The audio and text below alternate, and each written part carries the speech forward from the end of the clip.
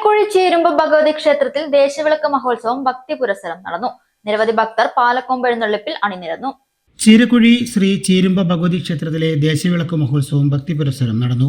ഗണപതി ഹോമത്തോടുകൂടി ചടങ്ങുകൾക്ക് തുടക്കം കുറിച്ചു. തുടർന്ന് വിശേഷാൽ പൂജ, അയ്യപ്പനെ കുടിയിരുത്തൽ, കെട്ടുനിറ, അന്നദാനം, പാലക്കൊമ്പിന് പുറപ്പെടൽ എന്നിവ നടന്നു. കൂട്ടുപത മാരിയമ്മൻ ശ്രീമൂലസ്ഥാനത്ത് നിന്നും പാലക്കൊമ്പുമേന്തി മേളത്തോടുകൂടി താലമേന്തിയ ഭക്തജനങ്ങളുടെയും ഉടുക്കുപാട്ടിന്റെയും അകമ്പടിയോടുകൂടിയാണ് എഴുന്നള്ളിപ്പ് നടന്നത്. ചീരുമ്പ ഭഗവതി ക്ഷേത്ര സന്നിധിയിൽ എത്തിച്ചേർന്ന ശേഷം തായമ്പകയും അയ്യപ്പൻ പാട്ടും നടന്നു. പുലർച്ചെ അയ്യപ്പ ജനനത്തിന് ശേഷം പാൽക്കിണ്ടി എഴുന്നള്ളിപ്പ് നടന്നു. കാണിപ്പാട്ട്, വാവരുടെ ജനനം എന്നിവയും തിരിയൊഴിച്ചിൽ, വെട്ടുംതടവ്, കനൽച്ചാട്ടം എന്നിവയും നടന്നു.